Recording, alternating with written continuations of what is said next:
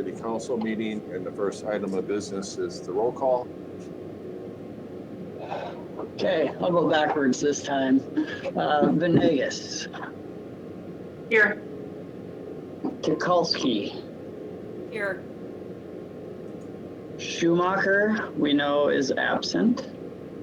Reeves is absent as well. I don't know if that's how I'm supposed to do that or not. Majewski. Here. Legati. Here. Jensen. I'm here. Hunt. Here. Hirsch. Here. Hiley. Here. Doom. Here. And Caravello. Here. Okay, there are 10 alders present, and Reeves and Schumacher are absent and excused. All right, perfect. Thank you. Minutes and reports are in the packet. Nobody is signed up for a public comment period. Communications and presentations. There are no presentations. Are there any communications from alders this evening? Mr. Mayor, Go ahead, Alderperson Hunt. I would just like to apologize for messing up last week's personnel committee meeting. All the department heads and AJ and yourself and everyone who expected to attend, as I went out of town and forgot what I was doing and made it impossible to hold the meeting. So I'm sorry about that. All right, thank you. Any other communications? Just a reminder on the listening session on August 5th from 6 to 8 p.m. All right. Any other communications?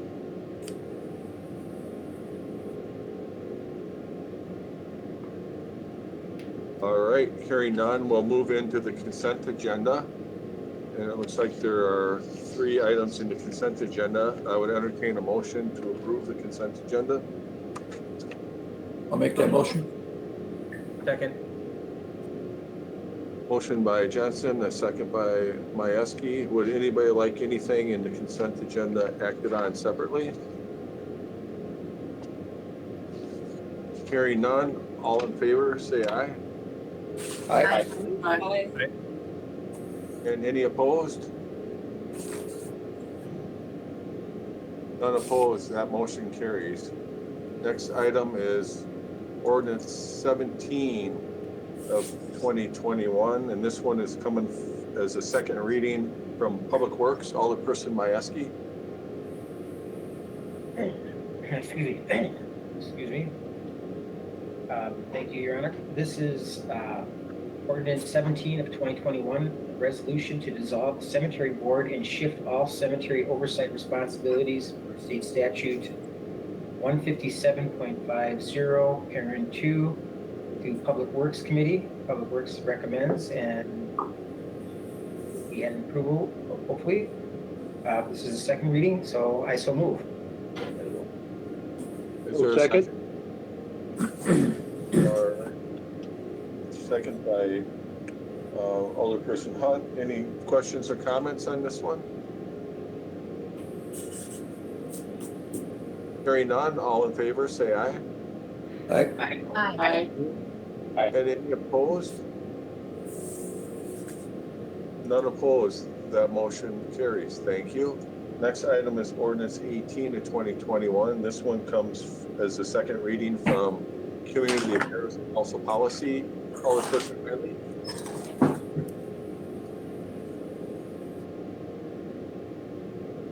Apologies. So this is amending City Ordinance Chapter 2 to add a few rules about citizen members of standing committees, and I will move to approve. Second. Second by Alderperson Jensen. Any discussion on this one? Hearing none, all in favor of the motion, say aye. Aye. Aye. Aye. And any opposed? That motion carries. The next group are all coming from the Plan Commission. Alderperson Caravello. Yes, thank you. This is Resolution 105 of 2021, approving a conditional use permit request by Priska Norton for a restaurant use at 2300 US Highway 51, Stoughton, Wisconsin, and I so move. Second. Second by Alderperson Venegas. Alderperson Caravello. This is a request to approve a conditional use permit for a new restaurant at this location, as the previous conditional use permit for the restaurant that had been at this location a number of years ago has expired. All right. Any questions or comments from alders?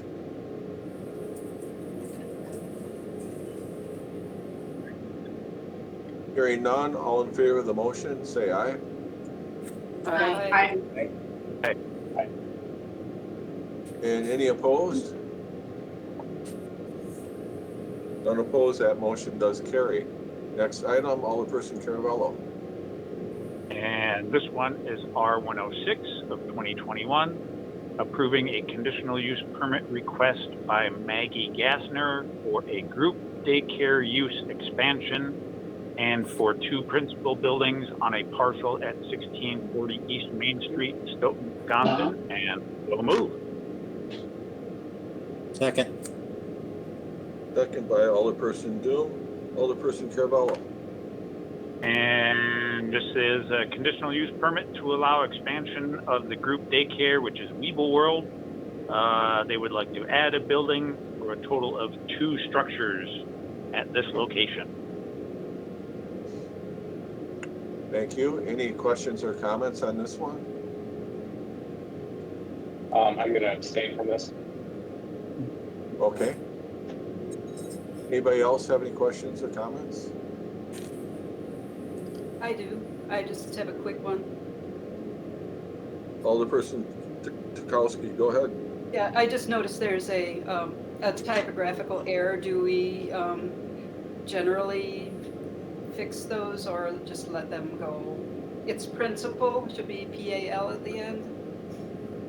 Oh, we can fix that. Okay. It's an easy thing to overlook. All right. And anything else? No. All right, hearing none, all in favor of the motion, say aye. Aye. Aye. And any opposed? That motion carries. You're on a roll, Alderperson Caravello. Well, let's keep it going. How about Resolution 107 of 2021, which is a resolution by the Common Council of the City of Stoughton conditionally approving the preliminary plat of the Parker Cole Addition, which in parentheses is the Isham Street Extended, and I so move. Second. Second by Alderperson Venegas. Alderperson Caravello. And this is a request by Rob Real Estate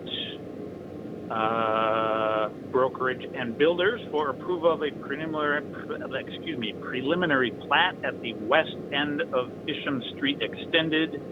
And this plat will add 6 two-family residential lots and 1 outlot. All right, any questions or comments on this one? Is the, I'm looking at the plat that is proposed here. Where is the easement for the trail? Where's the trail? It's on the far west edge of Outlot 1. Thank you. It's shown as a 25-foot wide parkland dedication easement. Got it. Thank you. No worries. All right, any other questions?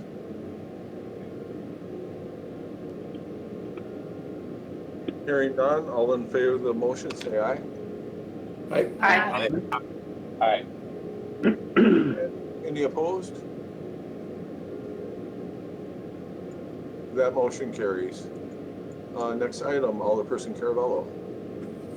And this one is R108 of 2021, resolution by the Common Council of the City of Stoughton conditionally approving the preliminary plat of the replat of the meadows, and I so move.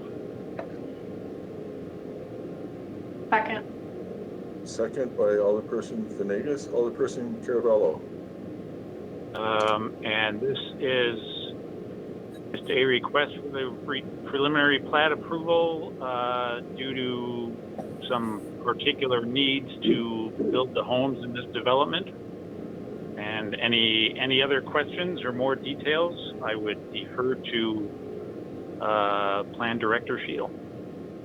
If I could share my screen a moment, I could highlight where the additional lots are created or how that's laid out in this preliminary plan. All right, I'll get you set up here.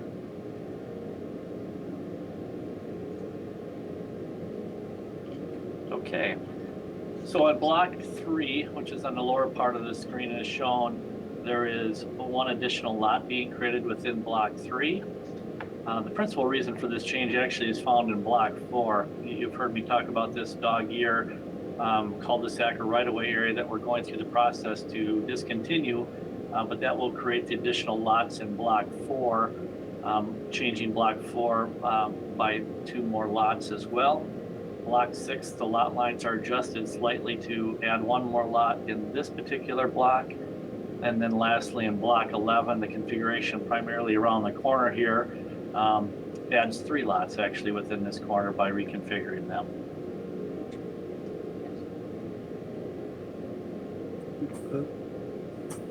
Any questions or comments? Mr. Mayor, Alderperson Hutt. you know, on the cul-de-sac where we ceded the street area, the square footage to the developer, are we receiving any kind of consideration in return, like, you know, extra parkland or anything like that for giving them that piece of land? So it's actually going through a discontinuance process, and in reality, the same landowner, the developer, would have dedicated it as part of that, and generally in a vacation, they are then receiving the land back. Nonetheless, we'll receive additional fees for the additional residential units that are part of the plat configuration here, but not any monetary enumeration is proposed for the discontinuance of this public way, this cul-de-sac eyebrow. So compensation would really be the result of additional residential structures that would pay property tax? Certainly would be, you know, the 7 additional residential units would be constructed here, adding value to the city's assessment roll. Question for that then. We believe it'll be easier for us to maintain the roads there and not have to plow the cul-de-sac, and probably easier for emergency management to get in and out of there as well. Did I hear somebody else have a question or comment? I did, Mayor. Alderperson Majewski, go ahead. With the additional 7 lots, how much additional parkland did we get? It hasn't been calculated yet, but the formula I believe is 1,346 square feet per unit, and that would be added to the parkland that would be necessary as part of the future phase if there wasn't adequate enough area already dedicated as part of the platting process. We're going through the calculation now. My problem with future phases is that that's exactly what they are. They are future. They're not grounded in reality, so to speak. They're not solid. You know, we could have an economic huge downturn where everything is shut down and that next phase never happens. This company could fold, whatever, I'm not sure. So, you know, banking it forward all the time sounds great, but There's no assurances. Maybe So I what can do we- just, Yeah, I'm not sure that's If I what can was just- actually occurring. Go ahead, Yeah. Rodney. if I can just add one point, in the bottom of the screen here on the left-hand side, you'll see lands, this rectangular shaped area. This was area that actually is now owned by the city. Recall, this was actually additional land required to be dedicated, and therefore we've actually assumed title for it already. So we're generally not just pushing forward the dedication requirement. In this last case, we actually acquired the land for the expansion of the parkland as well. And that was acquired by signing over the title of land? Yeah, we went through a process to actually acquire title for that. The Planning Commission and Council went through that process, and we took their title of it already. All right. That's answers my question. Thank you so much. You're welcome. Any other questions or comments? All right, hearing none, all in favor of the motion, say aye. Aye. Aye. Aye. And any opposed? That motion carries. Next item, let me get this up here for you. Alderperson Caravello, last item. Yes, the last one for me is Resolution 109 of 2021, a resolution by the Common Council of the City of Stoughton conditionally approving the preliminary plat of 51 West, and I so move. Second. Second by Alderperson Doom, Alderperson Caravello. And essentially, it is just what the resolution says it is. So I guess any questions or details, once again, I would defer to Planning Director Shield. If I may, I'd like to just add, the Planning Commission offered staff some latitude. The very last part of the resolution, we highlighted some additional local access restrictions to the plat, and they're enumerated on the bottom. I believe it's item 15 on the resolution, or the very bottom of the last page. They're understricken, and so these locations. If you would scroll to the next page, Mayor, I think it actually graphically shows where these restrictions are, and I can speak to them. So what we're proposing to have done is local access control restrictions, so that you can't have direct access onto Rutland Downtown Line Road on the area shown in the red, nor direct vehicular access onto Oak Opening Drive along the northern part of that. And then, as shown on the screen at this point, we have areas along the north side of Lot 18, the south side of Lot 18, and then slight areas on the east side of Lot 18 that further restrict direct access to those streets to help, concerns about traffic control and conflict with intersections. The one that's graphically shown on Lot 19 is in error, and it's not enumerated in the resolution, but this one on Lot 19 isn't necessary because of the driveway requirements from that zoning district. So that won't be necessary, and it's not included in the resolution as written. All right, any questions or comments on this one?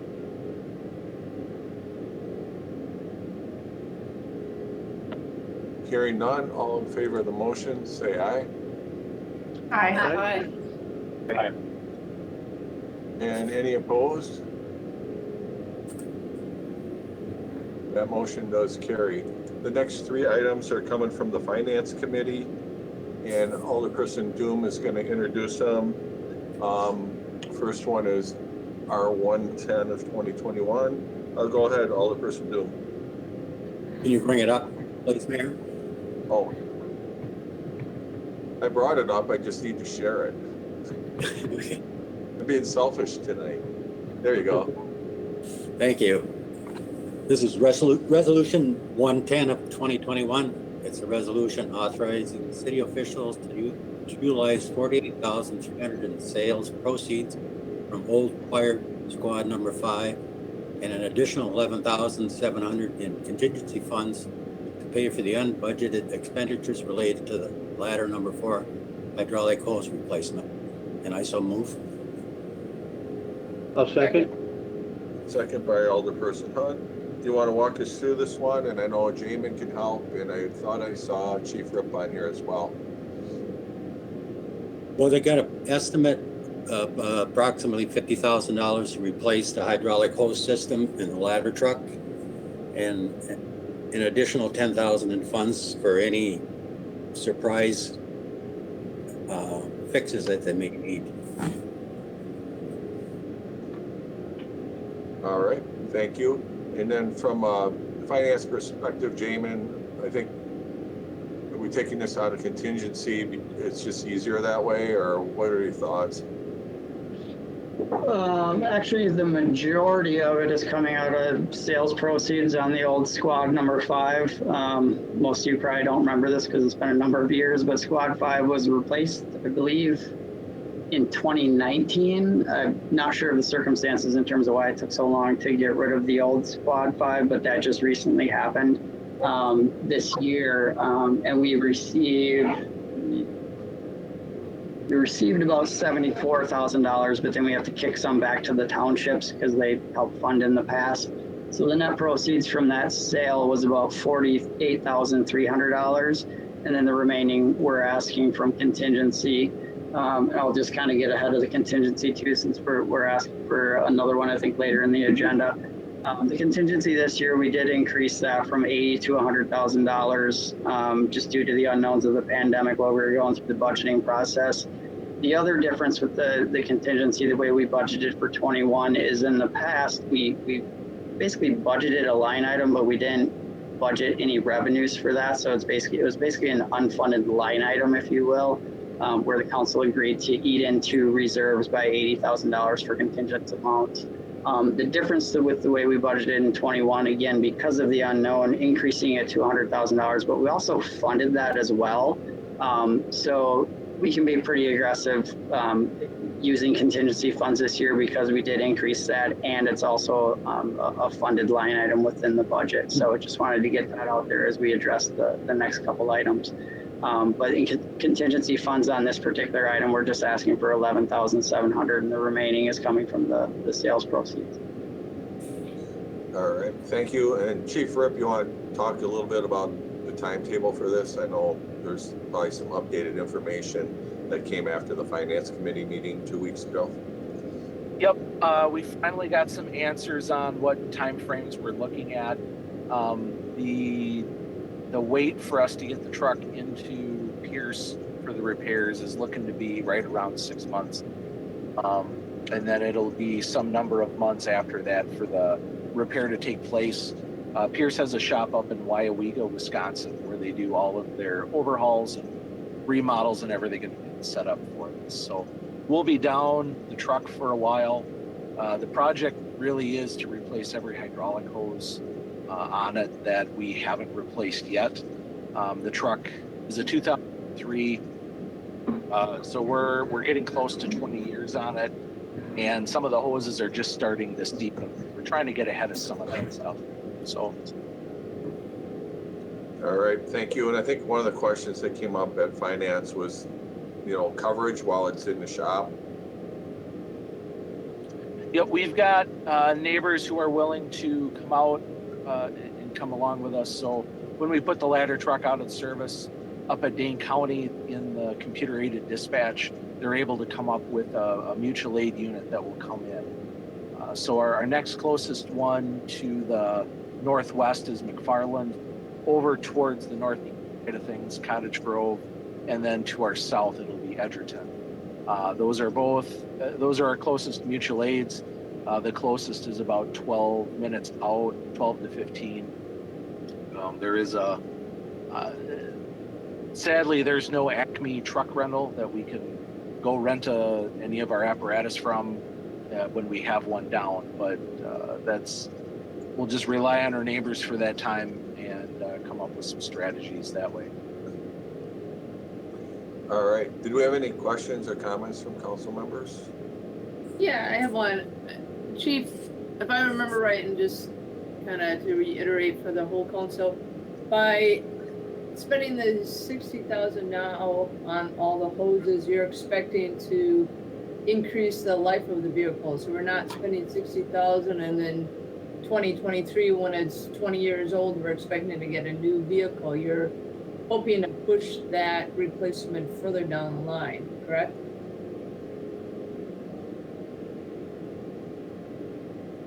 You're muted.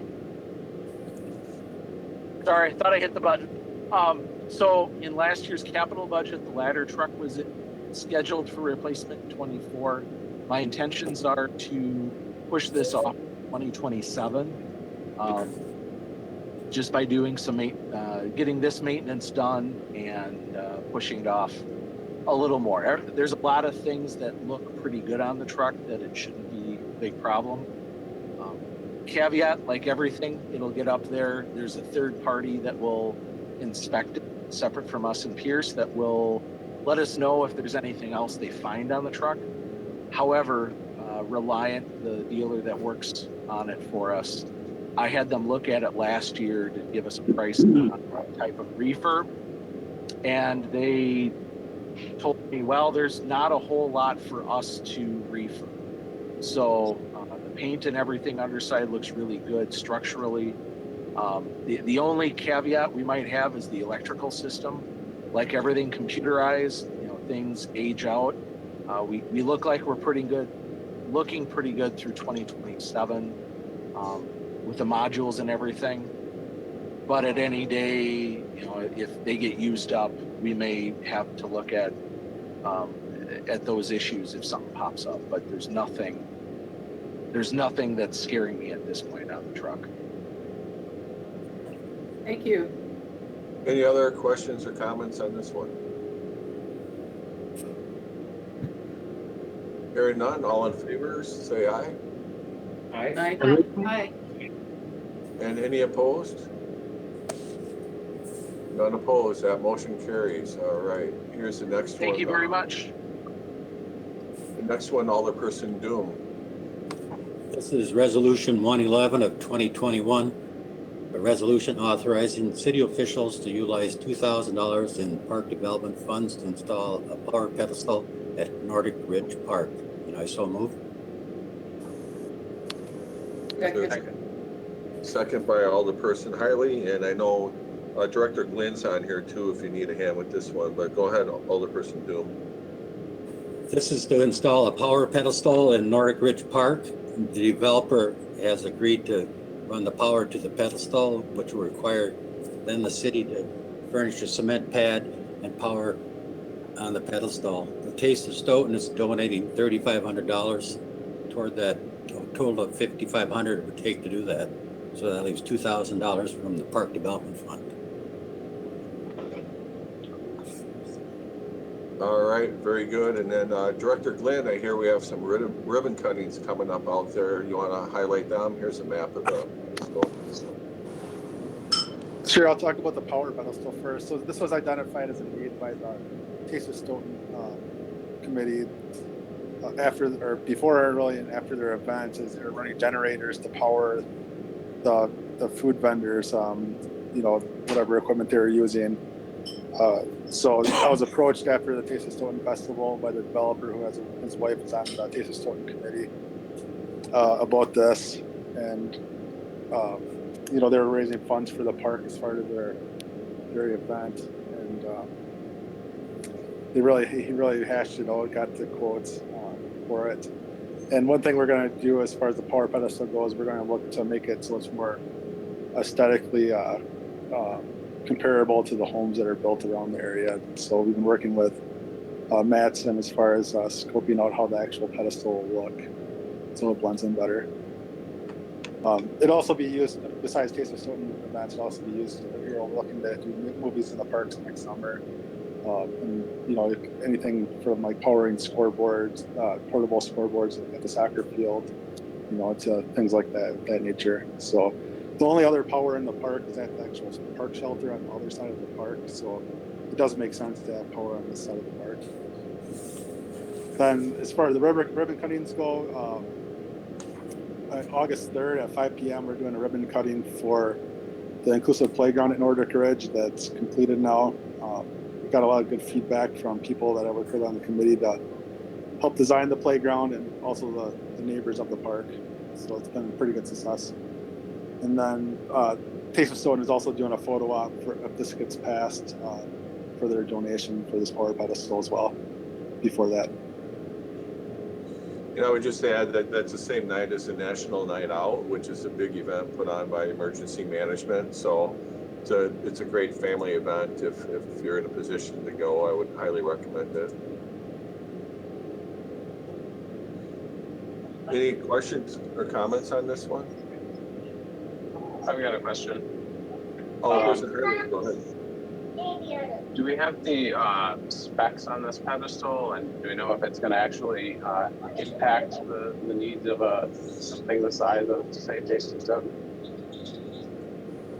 I don't have the specs in front of me, but yeah, it was scoped out by the developer, and then his wife is on the Taste of Stoughton board, so he knows what their needs were. He's working with that group when he got the quote for the actual design of it.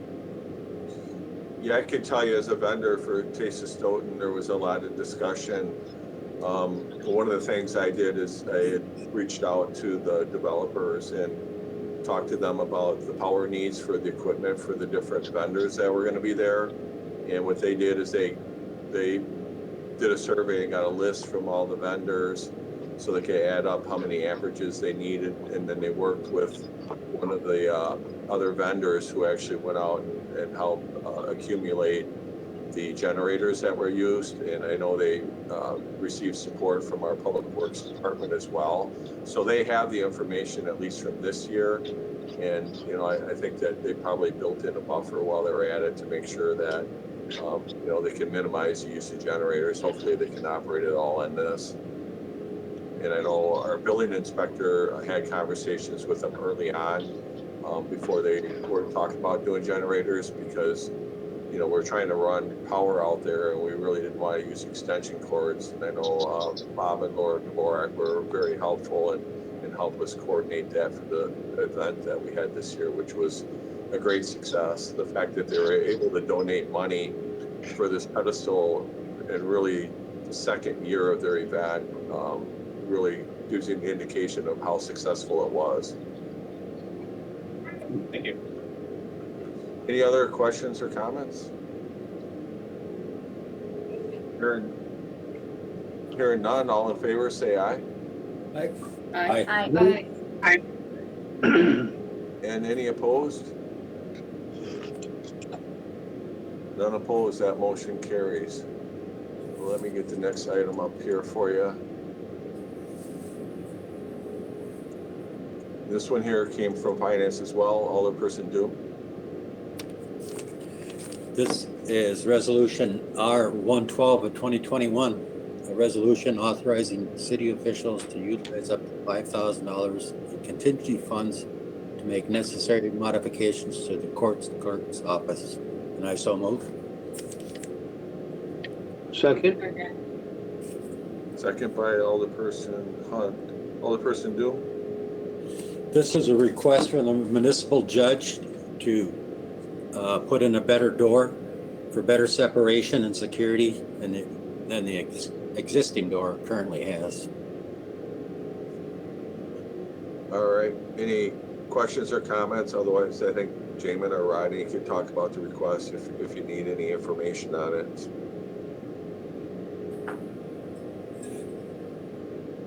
Hearing none, all in favor of the motion, say aye. Aye. Aye. And any opposed? None opposed, that motion does carry. The next request didn't really come through a committee. I guess it was discussed a little bit at RDA, so I don't know if Regina or Ozzy, if one of you two want to introduce this one. I'll let Regina go ahead. Gee, Ozzy, I was gonna let you do it again. Oh, I can. This resolution is authorizing the submittal of an application for grant funding through the Wisconsin Economic Development Corporation, or WEDC, Community Development Investment Grant Program CBI. There's no fiscal impact, but it'll be a great impact for our city. So I so move. Second. Second by Alderperson Doom. Anything, Director Friedel, you want to add to this one? I think Gary Becker's on here as well. Well, Gary did most of the heavy lifting on this. I think, in terms of financial impacts to the city, as it notes here, there's no fiscal impact. I think there might be some fiduciary work that we have to do in terms of bookkeeping and things like that, because I believe this is a grant through the RDA. But Joanne Grassman will be incurring all the costs, and I believe this will be on a reimbursement basis. But Gary kind of knows the ins and outs of this if he wants to touch on it a little bit.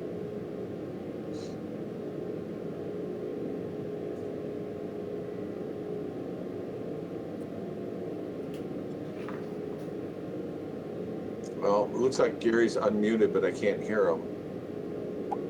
Oh, I'm sorry. Oh, there you go. My microphone off. All right. Yeah, this would be, this project has no fiscal impact to the city. It's just a pass-through. The WEDC will provide a grant to the city. The city in turn will pass the funds along to Grant Inspired LLC. I think everybody's probably familiar with the proposed project. It would be the renovation of the former Doughboy building on East Main Street and into a artisan home furnishing gallery and woodworking makerspace.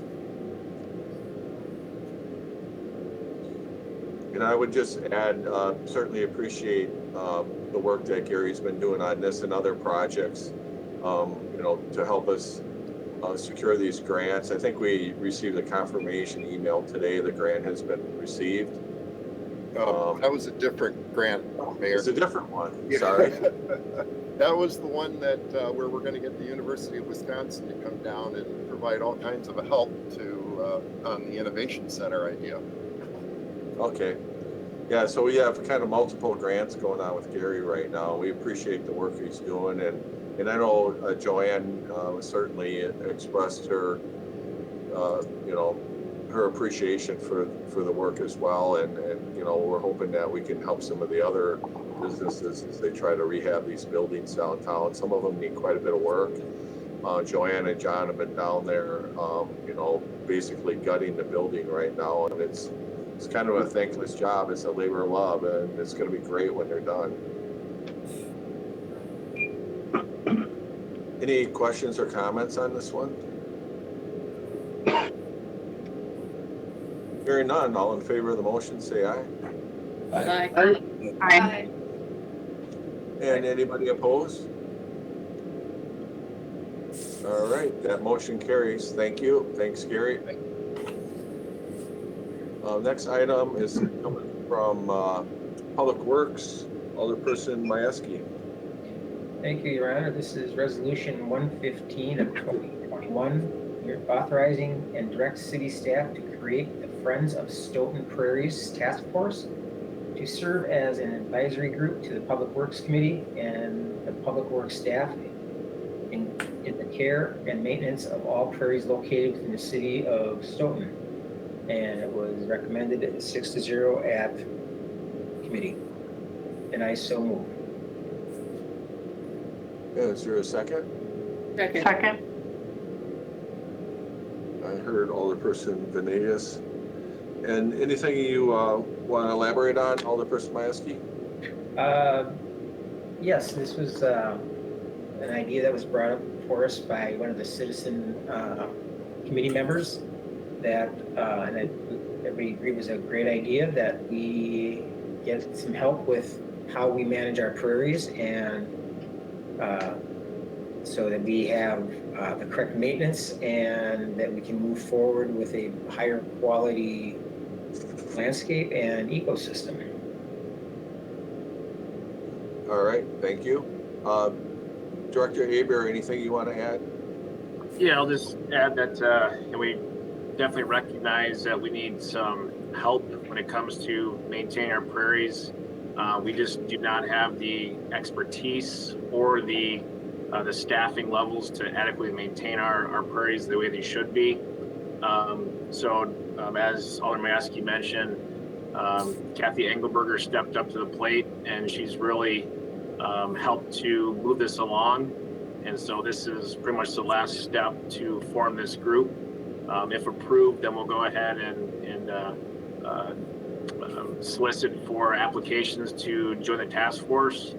And we'll look through those applications and select 3 citizen members to join the task force and add some knowledge to the group. And they will advise the Public Works Committee and then also staff on maintaining the prairies that we currently have, which are Schiffelker Park, Amundsen Park, and then beyond, which is just coming online. And then we'll start from there and grow as we get more of a footing with maintaining our current prairies. All right, thank you. Any questions or comments on this one? I just want to add that this is a great idea, and I commend you, the Public Works, to actually bringing this forward. It's exciting. Thank you. Alderperson Hiley, did you have your hand up? Yeah, I was wondering if this would be focused more on or focused solely on the city properties that have prairie, or whether there would be resources for city residents who are looking to return their lawns to more natural state. Yeah, great question. I think part of this whole deal is to put forward public education.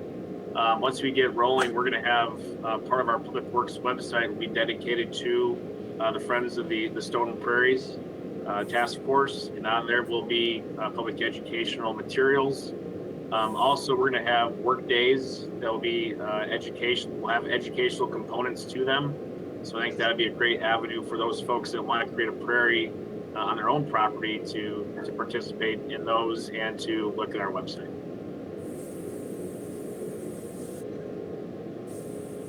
And as Tom mentioned, we are going to be looking for volunteers. We need some leaders, and then we need some, some people, some workers. And so we'll be posting on our social media the need for some volunteers. I think I actually have one right now, somebody that wanted to be on the tree commission, but the tree commission's full. So I suggested that person consider doing this, and hopefully they'll do that. So hopefully, people will be excited about doing this. I think, I know Kathy's been taking some classes at Madison College. She's already a master gardener, but she wanted to, get some more specific education on the prairies. So she's been doing that. So I think we're going to be in a good place to get this thing going here this year. Any other questions or comments? Mayor? Oh, go ahead. What an amazing idea as well. So glad this is coming forward. And just the prairies are absolutely stunningly beautiful right now. Monarda, prairie coneflower, lots of Queen Anne's lace, but a wonderful mix. I can speak of Amundsen, which is almost in our backyard, and it's wonderful. Get out and see them. All right, thank you. Any other questions or comments? Hearing none, all in favor of the motion, say aye. Aye. Aye. And any opposed? None opposed. That motion does carry. Next item is a discussion item only. We want to introduce the application for the TIF request for RHD properties. Who should I send the screen to?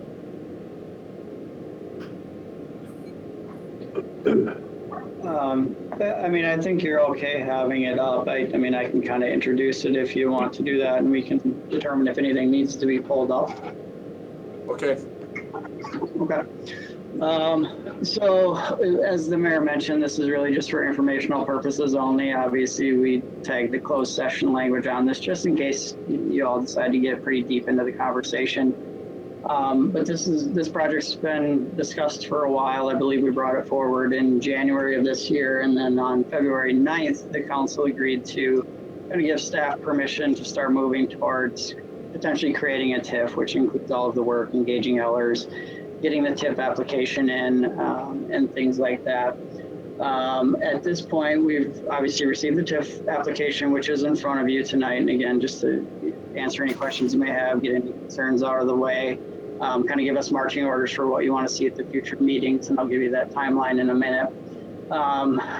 We have Ellers right now working on kind of the but-for test, if you will. They're looking at all of the pro forma information. We're scheduled to get that this week, and the plan going forward is to take the TIF application along with Ellers' work, kind of looking at the but-for analysis and the financial analysis of this, to the special finance meeting, which is scheduled for August 4th, and then the plan would be to bring that back to council on August 10th. Obviously, this is kind of a weird situation where we're trying to run everything on a parallel track, which includes TIF application, developers agreements, TIF agreements, as well as actually creating a TIF. So a lot of decision making along the way here over the next couple months. The first step is really kind of gauging your appetite for this TIF application, and basically directing staff to continue down the road of creating the TIF, if you will. So the TIF application in front of you, you can see is a little bit different from the initial kind of TIF information that was brought forward. You can see the TIF ask is a little bit higher. Again, on the financial side of things, there's nothing I can really answer tonight. We're still waiting for Ellers to do the work, but we did just want to get this in front of the council, just so you don't have that first look either at the finance committee next week or at the August 10th council meeting. We wanted to give you guys a couple weeks to at least read through this and pass any questions or concerns along either tonight or via email or whatever in terms of information that you'd like to see at those future meetings.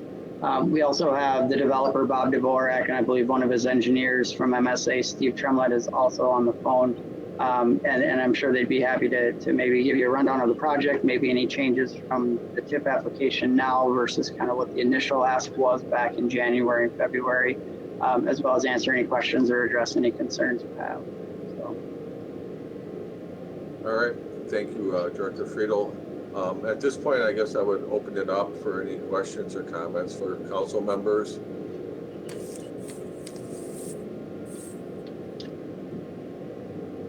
And I see Alderperson Hunt and then Lagaki. The request for additional funds, is that due to the sanitation, I mean the water main loop, the significant percentage of the property devoted to stormwater runoff and also the park?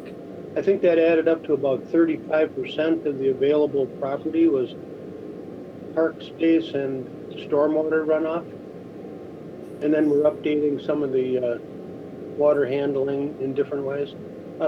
In addition to that, is there any money in there or a request for money for the future underground tunnel under 51, just north of Rutland Dunn Road? So I'll address the last part of the question, and I'll maybe let Bob and Steve kind of handle the request piece of it from their standpoint. So in terms of the actual kind of underpass and future project work that the council may want to see in this, that's a little bit further down the road. This is just really the initial TIF request from the developer to help fund the public improvements to really do their development. Any other improvements that might be related to this TIF, we'll work through that as we develop the project plan, and that's going to be coming before you pretty fast and furious too in terms of having those conversations. But that underpass would be part of kind of the other improvements that the city may want to take on with TIF dollars, not specific to the public improvements that Bob and his team need to basically bring the builders into this site. Does that answer your question? I think so. Yeah, I think the point of that is the value will be there. So, you know, there should be plenty of increment to do that type of work if that's what the council wants to do. The timing of that, I don't think it's really been fully determined. Yeah, and that will all kind of shake out as we work through the project plan creation, where Ellers will kind of take the valuations and throw them into their model and figure out, you know, how does the MRO play out on Bob's side of things, and what's left over for improvements for the city. So that will come and will be addressed. We're just not quite at that point yet. Any other follow-up, Alderperson Hunt? No, well, yes, actually, the water main size going from 8 inches to 10 inches, that would be a part of what's being requested now. Am I correct? Yeah, the upsizing of the water main. That's correct. Yes, that's correct. Mayor, can I speak if you'd like a little bit from me or not? Yeah, sure. Go ahead, Steve, and then you're done. Alderperson Lagaki has questions. Appreciate it. Just answering the question. Yeah, Ellers will figure out what the full performer is, but you know, from our side, we've seen that nearly at least 40 to 50% of the potential increment of this TID, if it remained the entire time frame, could go to other projects. But we'll let Ellers figure that out. But I will say that the intent is that this coverage is not the entire allotment of what the TID would create out of 54 million projected in new property value. Back to the other question about what else is included, you're correct on those items. Other factors since you last saw it include this is a developer financed TID, so carrying costs were not really included in that original number.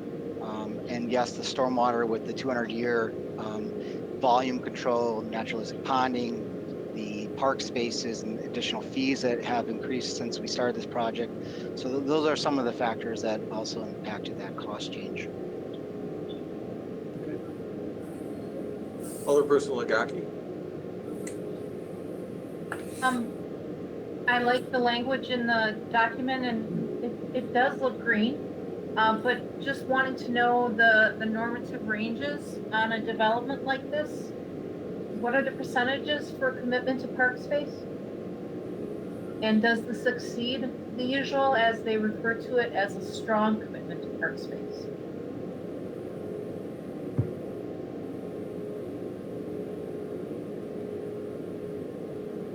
So I think the question is there adequate park space to address or to meet the requirements for the number of residential units on the campus? And the answer is yes. There's more, I believe there's slightly more parkland being dedicated than is required for the number of residential units proposed.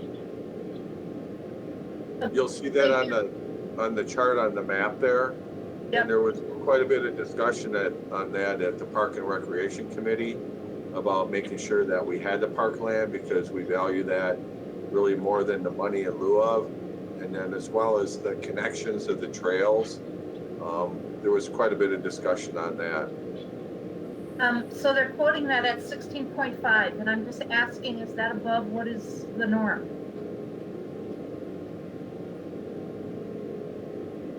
Are there benchmarks for committed park space in developments like this?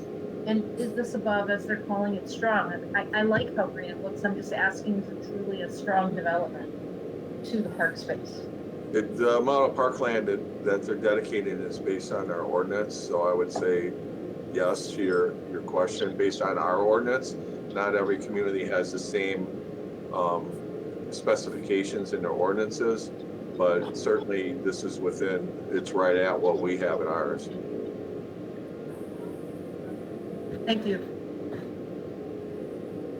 Any other questions or comments? I have a question. I heard Alderperson Hirsch, and I think Tukowski, and then Hiley after that. Sure. My request actually is, you know, when we're looking at these financials and everything, and maybe Ellers is doing this, is if I remember right, the whole reason why a TIF request was coming in is because of we're requesting the developer to put in, you know, move from 8-inch sanitary to 10-inch, and to upgrade the water main and do some things around Virgin Lake that is beyond what a normal developer supposed to do. But my question is, I would like to see the difference is if they didn't have to upgrade versus the new upgrade. So I can see, like, for me, I think the city should only pay the difference, not the full in TIF. And so I'd like to see what they would have been required to do minus, these upgrades, what they, going forward, what they thought they had to do versus what we were requiring them to do, and actually have those sets of numbers in front of us so we can actually compare what they were willing to do versus what we're asking them to do. Does that make sense?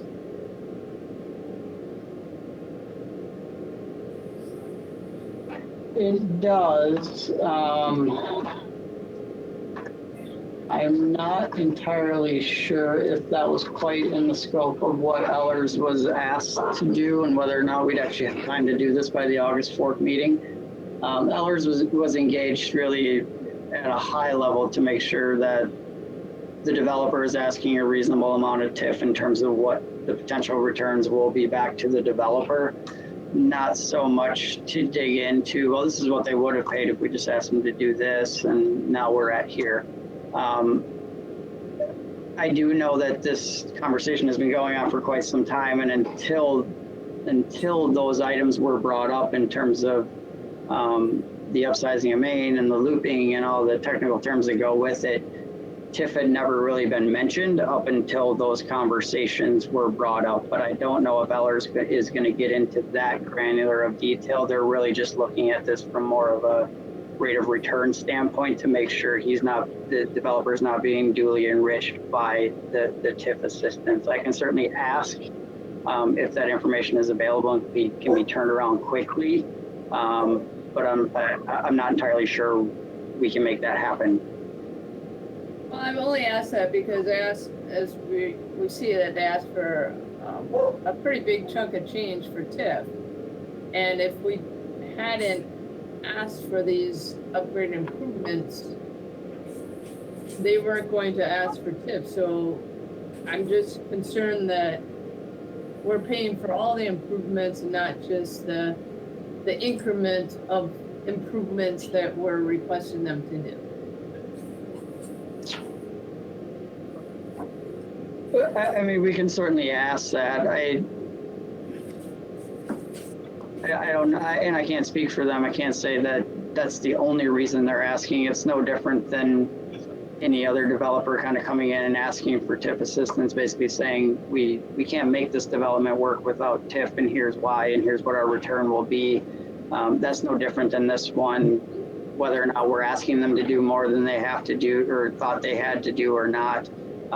It could just come down to the fact that doing the work that's there now is just cost prohibitive due to the financing costs and things like that. But again, I can certainly ask Ellers if they have that information and can make it available. Thank you. All right, I think I had, was it Tukalski and Eiley and then Majewski? Sorry, I couldn't see the full screen at the time. So I have Alderperson Tukalski was first. Okay, I am looking at a paragraph on page 7 regarding market feasibility of the commercial components. And I am wondering if that paragraph could be expanded to give us some idea what the future, what people who are experts in this actually see as the future for commercial components within the next year, because there's these huge shifts in retail and in service industries in the way they are operating. And so I just like to ask that if there's a bit more information available, especially if we see a return of the pandemic or in some way what that might mean for this project. So that's all. I think probably the developers, can you answer that question, or did you understand the question from Alder Tukalski?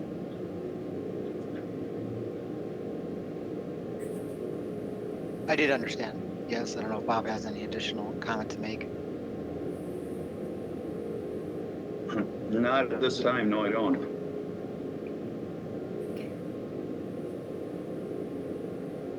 Anything else, Alderperson Tukowski? No, that's really it. Yeah, if people keep an eye open for those, that kind of information, that would be really interesting, I think, for all of us. Okay. And then I believe I had Alderperson Hiley was next. Yeah, I just wanted to echo that the public funding for this for probably 40% of the project seems very high. And I also wanted to contest some of the language being used, developer funded TID. I know that the developer would be taking on the risk up front, but that ultimately the funds would be coming from public money. And I know that's how it's said a lot, but it can be misleading to someone who is not familiar with the process.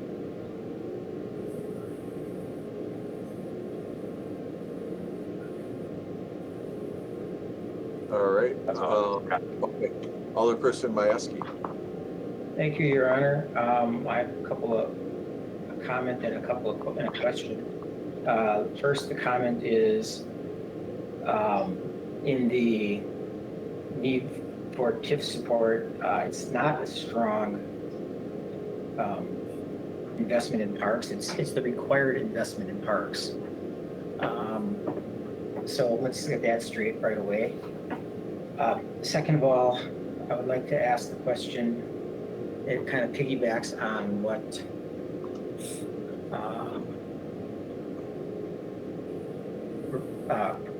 President Hirsch asked. Going from we're asking to go from an 8-inch to a 10-inch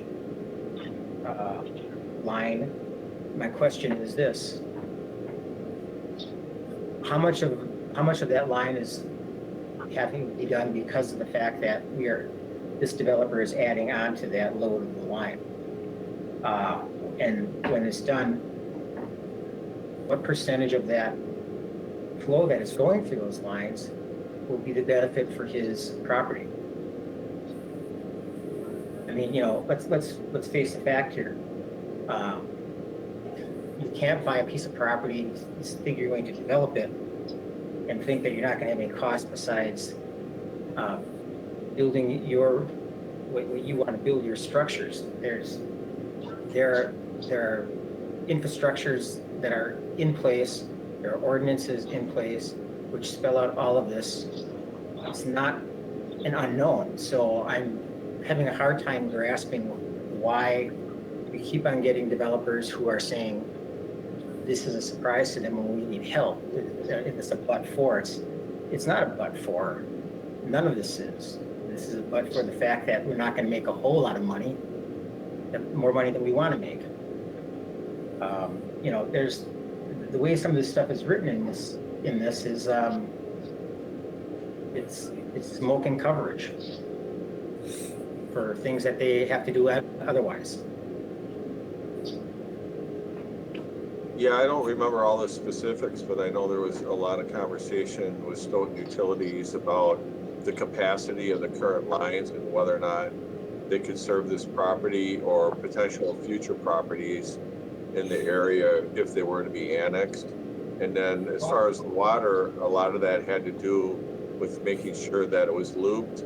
So we have the redundancy in case there's a leak, it doesn't take out the whole development as well as anybody else. And I know a lot of the stormwater design, and Rodney can probably help me with this, is designed to really help improve the situation we currently have. So I know, some of those costs, I think some of them might have been anticipated, but maybe not, to the level that we're requiring. My one last question then is this. After this development on this loop, how much more land are we annexing from the comprehensive plan beyond this to the north? I believe that everything that is already, most of it's annexed all the way out to B.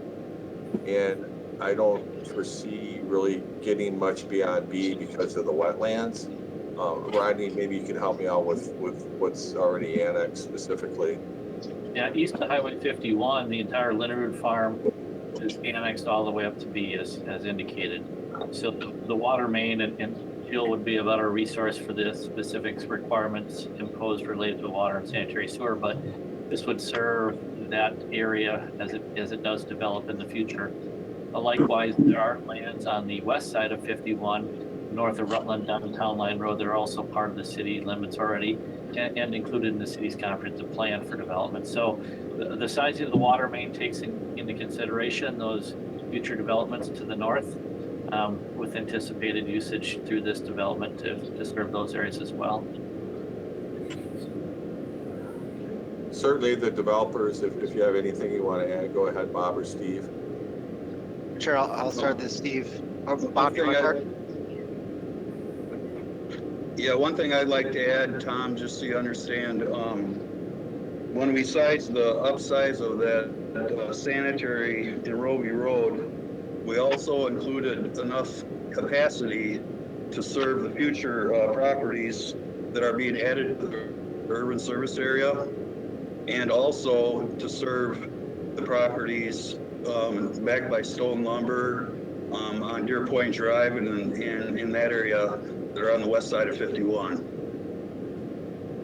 And then before you speak, Steve, the one thing I would add too is I think when the property was purchased, most of the designs were based on a 100-year flood. This is based on a 200-year flood. That's correct. So when we started, and now we haven't been approved yet in the county for the 200-year, so we are looking to meet that, understanding the concerns of where the water flows to, and the restrictions with that. So we're doing a significant increase on that from when we started. And talking about the parks, we can talk about what my lingo was. I will say I'm happy to hear that you guys are pushing hard on making great park spaces. But during this process, you have increased your fees, and we're probably the first, I think, developer going through that. And maybe this will be the standard, but just notably that doubled or tripled during that time frame. So that's what I meant by you're putting money into your park fees to have structures in those parks. So not only the land, but also what you put in the parks. And the trail network, Bob was very pushing for the idea that we're going to have this looped road, the trail that connects to existing and further to the north, and it will connect. And so we made sure to have that trail corridor to match, and even to add to the west if there were future developments there. So we wanted to do a healthy neighborhood. We could have gone even higher density based on the future land use map, but I'm a big proponent of healthy neighborhoods that have a mix of unit types and sizes. And if you put less density, you get less value on the land. Proposed in our description is he'll sell all lands by 2031 and he'll still owe 3.45 million. And so he's wanting to build, speaking for Bob, but he wants to build a good development. And another part of it was buying a little strip of Walmart land that was across the street from where Rutland Dunn Town Line Road connects to 51. And to do that allowed us to work towards this interim roadway that went to exist so we could close Velcom, which was not as safe. And DOT is on board with that being a safer intersection to cross there to connect to Nygaard. So there's a lot of efforts that were made by the developer for the benefit of the city. And again, if you look at it more about the benefit of a TID, is half of the increment that could be accomplished through the TID could be supporting other city efforts. So, I just don't want to be short-sighted and say just thinking about the development and they ask. It's about what it does long-term for the community, both in total property value increases and property taxes from that, but also what it could do for improvements such as the underpass. So, sorry that was long-winded, but I just wanted to add that. And anything we left out, Bob? No, I think that pretty much covered it. Thank you. All right. Did you have any other follow-ups, Alderperson Lasky? No, sir. Thank you. All right. Anybody else have any questions or comments? This is Alderperson Venegas. Go ahead.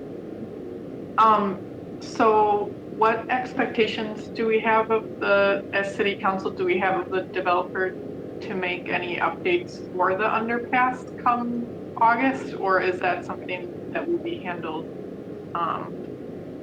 by the city, or kind of what are next steps on that underpass discussion? That will happen while we have conversations about the TIF project plan itself. So there's kind of a difference between the improvements that the developer needs really to get this site ready to sell his land, and then we have, you know, buildings coming vertical. That's what this ask is about. And then the city has the opportunity, kind of with the other 50% of increment that Steve was referring to consider other public improvements that the city may want to use the TIF for, and that underpass would kind of fall in the second bucket there. Does that make sense? Okay, so that would come up in August for discussion, or? We will start bringing that forward. We're kind of trying to tackle this one step at a time, which initially is kind of getting the TIF application out there again to gauge the appetite of the council to say, okay, city staff, Ellers, Stafford, continue moving forward with the TIF. We feel good about this. This is the direction we want to go. And then we'll move into kind of that project plan creation phase with Ellers. We're kind of in that feasibility / but for type analysis right now. Once you gain a comfort level with that and say, okay, we're good, let's continue moving forward, then we'll start hashing out the details of the TIF itself, which would include the project plan creation, which then will involve the council with. We're hoping to get that moving here early in August, as early as possible, but I can't make any guarantees at this point. Yeah, I'm just concerned if we are interested in moving forward with the underpass, why we wouldn't represent that in the current documentation. Leave it for later. Because the developer isn't asking for that money. That's not a needed improvement to basically get the site shovel ready.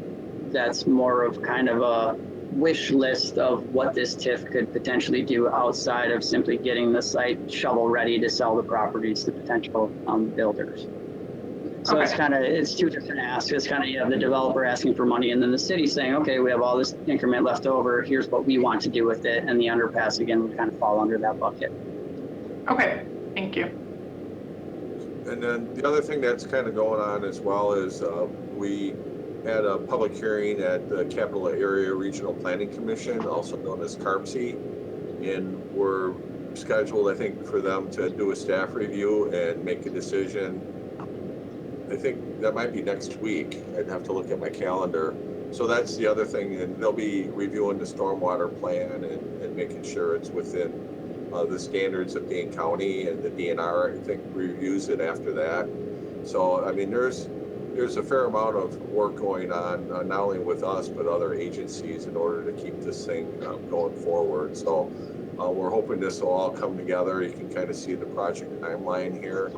And certainly, you know, there's going to be some future decision points for the city council. Thank you. But any other questions or comments? We heard from probably half of the council members. Any others that haven't spoke on this topic yet?